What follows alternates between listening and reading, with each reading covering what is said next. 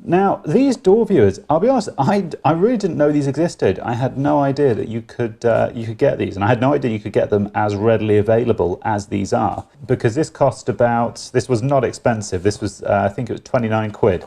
Really, really cheap bit of kit. It was not expensive. And these basically replaced the old-fashioned, you know, the old-fashioned manual door viewers like this one here. The customer was going to ask me to fit this one, but then they bought this one, so this one isn't needed anymore. So, basically, this is it. And what we've got,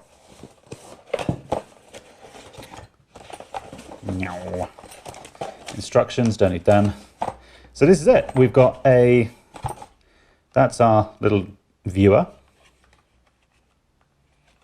And then we have this little camera. And that's it, and there's a little doorbell on the front of it. And that's the lead which goes through the door, and it just hooks onto the back of that.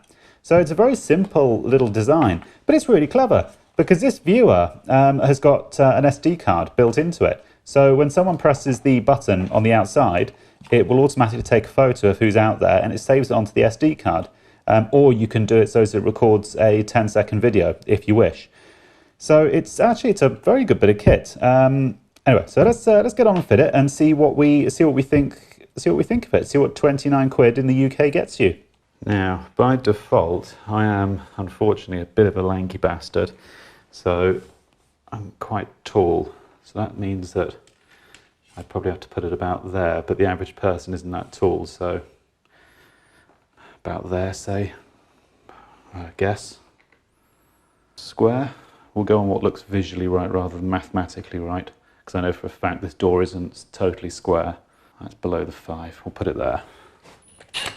And if anybody decides to buy one of these, it's a 16mm spade bit you need to drill through the door, just in case you're wondering. Now, one thing that I have noticed, and it's a good tip to pass on, especially if you're young coming into the industry again, if you're doing anything like this, not necessarily this sort of work, but anything which is going to be, you've got to drill holes through decorative surfaces like this. So we've drilled through the outer side of the door going in, okay? But if you drill through to the inside of the door just until the tip of the spade bit punches through like that, stop there, take the drill out, and then finish on this side drilling through, because that way you'll get a lovely neat finish on the inside of the door. Otherwise, what I've had, and I've had it before, where I just haven't been thinking and I've just boshed the hole from the outside in, or whichever way you're going, and if you just let the spade bit go all the way through, you'll end up with this horrible thing, the spade bit or whatever drill bit it's using, it'll just blow out the inside of the door.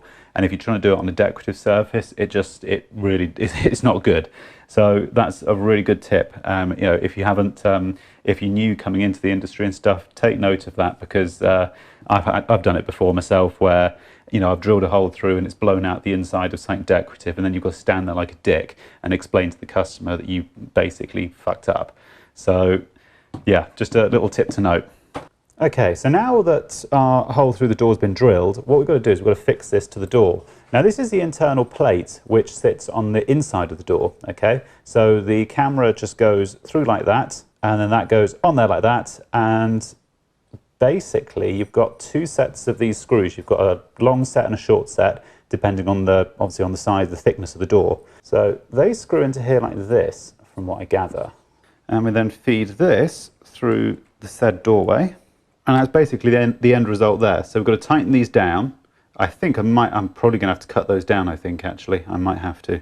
And that's the end result. So it's literally just the two screws which go through the door. And that's the faceplate which the monitor will now bolt onto. And that's the finish on the outside. So that's all you see. You don't see anything else. So I think it's a very neat finish, the way that they've done it. So we'll put the monitor on now and we'll get that going, and we'll see what the end result's like, because I'll be intrigued to see actually what the sort of the resolution of this camera's like, and actually see how good it is. So give me 5 minutes, I'll pop the monitor on and I'll report back. Now I should probably mention at this moment that this monitor, the SD card sits in the back.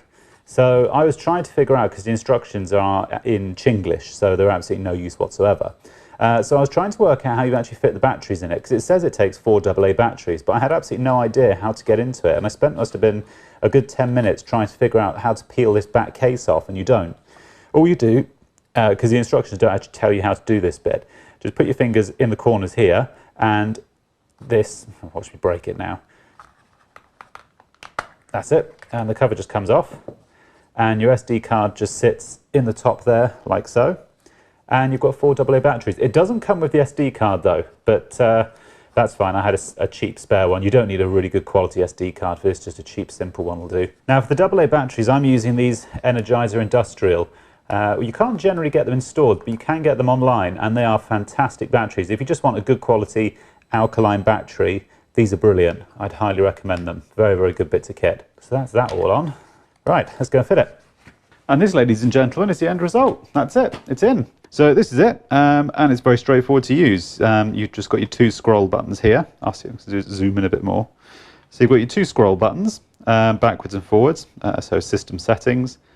Night light, I'm not sure what that is. There's nothing in the manual about it. I'm not sure. We'll switch it on. I don't know what it does. Mute, I'm guessing that's for the doorbell facility, date and time. Themes, you can have themes as well. So spring, summer, autumn and winter, which I think is quite cool. We'll go for spring. Let's be optimistic.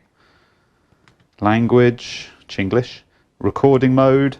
So recording mode, you can either have, when somebody presses the doorbell on the outside, it can either take a photo, or it can take a low-res photo, or a 3, 5 or 10-second video. So I've just got it set to a 10-second, probably doesn't need to be a 10-second video actually. We'll do 5 seconds. Recording timestamp, that's on.